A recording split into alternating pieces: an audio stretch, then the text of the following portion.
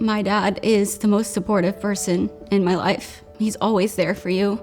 When I was taking my driver's license test, he was in the background giving me the thumbs up. And during my first year of law school, he would text me weekly just saying, "Hey, I love you, I'm proud of you." And he always did that with my brothers too.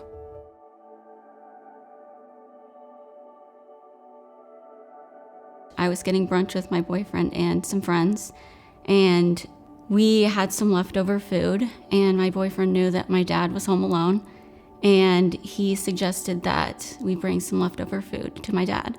I walked in, and I kind of knew something was wrong because my dad always comes and greets me at the door. That's just kind of his thing, is like once any of us come home, me or my brothers, he always comes to the door and hugs us and asks how we are. Our dog went to my parents' bedroom, and that's where my dad was. And he was laying down, and he just didn't look okay. I waited there for a little bit with him, and I might have asked a couple more times, but by the end, I was just like, "Dad, we're going. Let's go to the hospital." I tried to call my mom, but the service was really bad in the hospital. So I was already crying. I called her. I'm not sure how much she heard in the phone call, but I know she heard me crying. And then I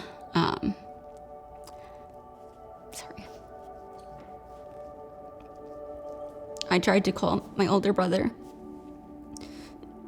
And I know all they could hear was crying, but I knew something was bad.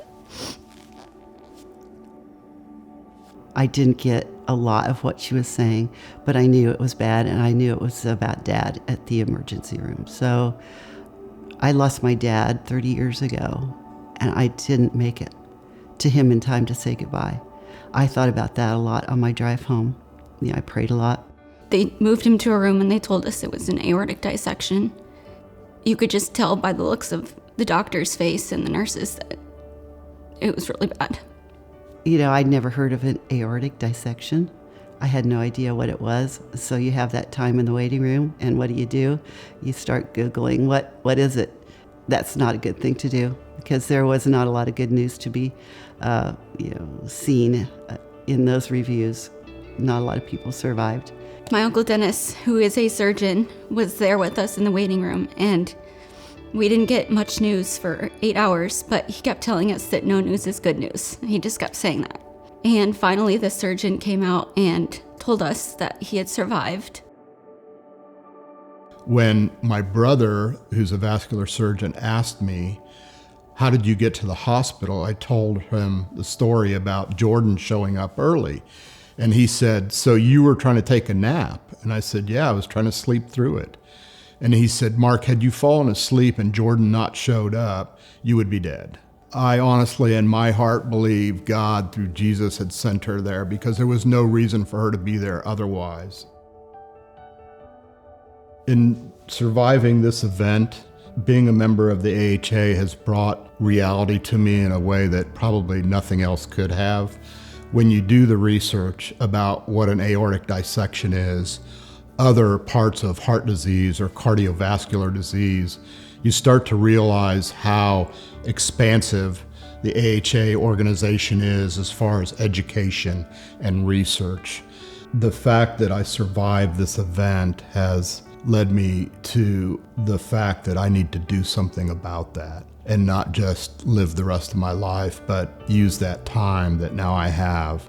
Because in learning that, okay, you can know the symptoms about a heart attack or a stroke, there are other things that can kill you. So I'm asking people, learn about other things that are associated with your heart, like your aorta, and what are the symptoms of that? Because I did not think back pain when I thought, oh, my aorta is splitting open. Don't think, well, I do all the right things, so I don't need to know the symptoms. Do all the right things and know the symptoms, because they can save your life, that knowledge. It means everything that he's still here. He's the most loving dad ever. He's the first person to tell you how proud of you he is. It means maybe we have some weddings in the future, maybe grandchildren. We have so much to look forward to there. That's the best. So we have time now to do more of that.